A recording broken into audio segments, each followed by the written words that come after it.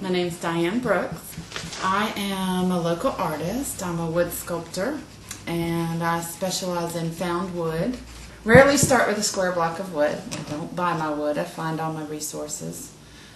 I do kind of non-traditional art. I let the shape of the wood dictate what I do with it. So sometimes I'll have wood laying around the studio for years until it talks to me and tells me what it wants to be.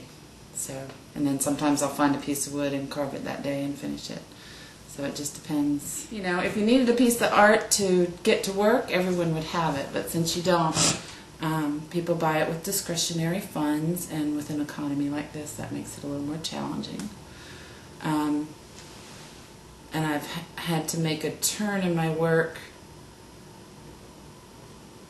I found that functional artwork in this economy sells better. And unfortunately, I'm not independently wealthy, so I have to counter what I want to do with what will sell. Like this is a beautiful piece of wood, and I can make a great abstract piece out of it, but it's going to be a wine bottle holder. And I think that way it will appeal to people who do like art, but they can justify it better because it will serve a function. So, I love the natural wood, and living at the beach for so long, so many times you walk on the beach and you find a piece of wood that's gorgeous and you see so many things in, but it's not really appropriate to hang in someone's dining room. It smells, or sand falls out of it, or whatever. It's just not finished enough.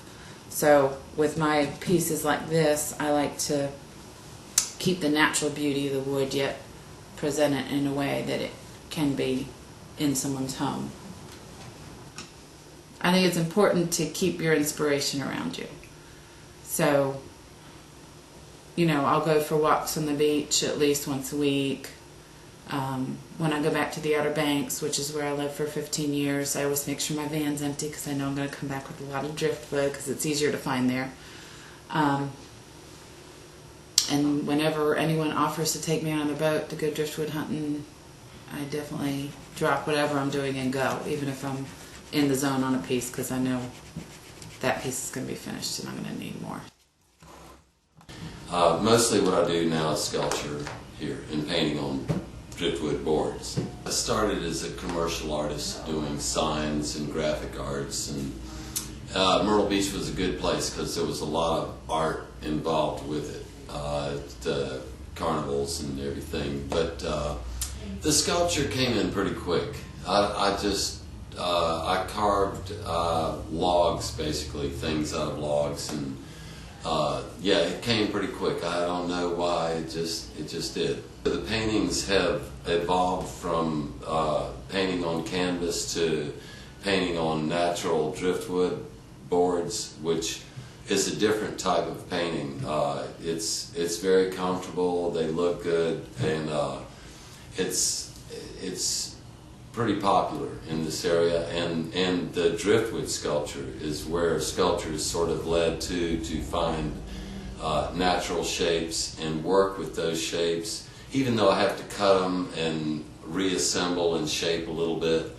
The driftwood is great because it's so organic, and people really like to see that gray natural look. So you don't want to overwork it. That's the one thing that art instructors will tell you. Don't overwork it. Don't overdo it. And there just becomes a point where you're happy with it, and you know that it'll be received well, and you just have to. And with sculpture, I know what I want to see in the end. In a painting, it's a little different. You can move around with a painting and change it. But in the sculpture, I pretty much know when I start what I want. After I got married and had kids and had to get a real job for a while, I did some medical transcription for about 10 years in doctor's offices and hospitals. But when I turned 50, I was working on a backdrop for a play. Theater of the Republic was doing Cinderella, and I was over there in the warehouse painting the scenery. And I thought, boy, I would love to do this all the time and never have to type again. So when I turned 50, I said, okay, it's my turn now. I'm going to do what I want to do.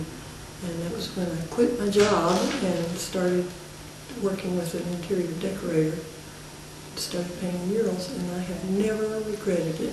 When you get started on whatever it is, a mural or a painting, sometimes there's a magic that starts to happen. You get into the flow or into the zone or whatever you call it, and it's almost like this painting is just appearing before my eyes, and I'm privileged to be there as an instrument being used to paint the painting. I love that feeling, and the most beautiful things happen that I didn't expect or plan for. The other favorite part is that after it's all finished, and I get to come back and look at it like this one in here, and I can say, wow, I did that. I do murals for a living, mostly. That's what pays the bills. And the plein air painting is what I do for myself. This is my studio. It goes with me anywhere I want to go. If you get up close and look at it, it's not a petal, it's not a flower, it's not anything except a piece of value and another piece of value put next to each other, and it just works. It just looks like light shining in on a flower, even though it's not detailed or specific or anything. It's the light and the dark, and it's magic. Flew in the Air Force, went through Air Force pilot training, flew in the Air Force for 10 years, and then got out and flew corporate for almost 15 years, an additional 15 years. And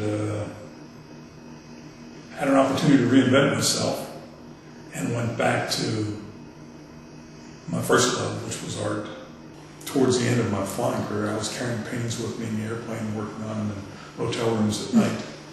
I worked abstract when I was in college, but I lost my wave as far as art was concerned, and I really stopped painting probably my junior year in college, and I didn't pick up a brush for a very long time.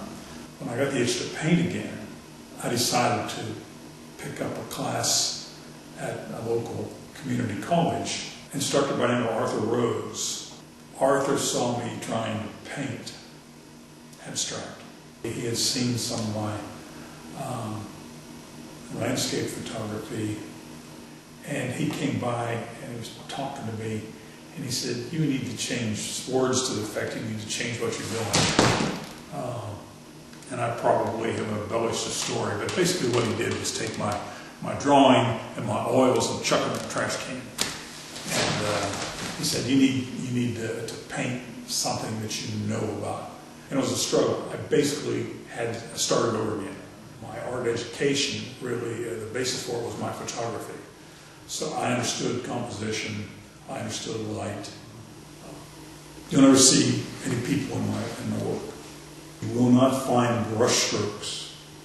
So you don't read my painting by looking at the brush strokes. You won't read my psyche by looking for my brush strokes. No bravado there. If someone comes up to me and can identify with a piece and say, it makes me feel so comfortable, so calm, I can sit and just stare at it. It's a good feeling, and it's what I'm looking for.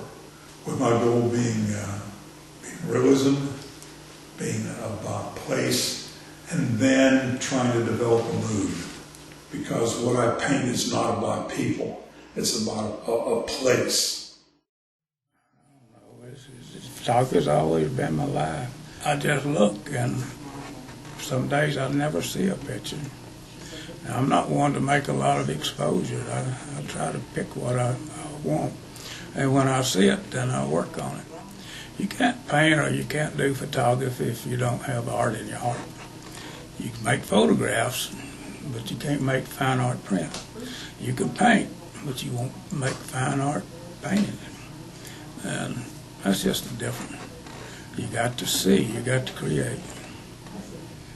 I had an accident, and I couldn't stand to do, I still can't stand long enough to do my darkroom stuff, so that's why I went to digital. And it's much easier in a way. To do some of this stuff, it would have took me several months in the darkroom. It was just a matter of learning the tools of Photoshop. During the film days, you control your contrast with your development time and, of course, your film speeds. And so you had to know quite a bit about light, and because film doesn't see the broad range of light that the eyes do, so you have to compress it or expand it to get the contrast like you want. Digital doesn't do that. You have to do that in the software. And it doesn't look like the old way, but it's close. You can make a picture from anything. You can make art from anything. Just however you feel about it. And if you don't feel it, why waste your camera? You stop in time if you're a photographer. That's that moment in time that belongs to you. That's you stopped it. You have a record of it.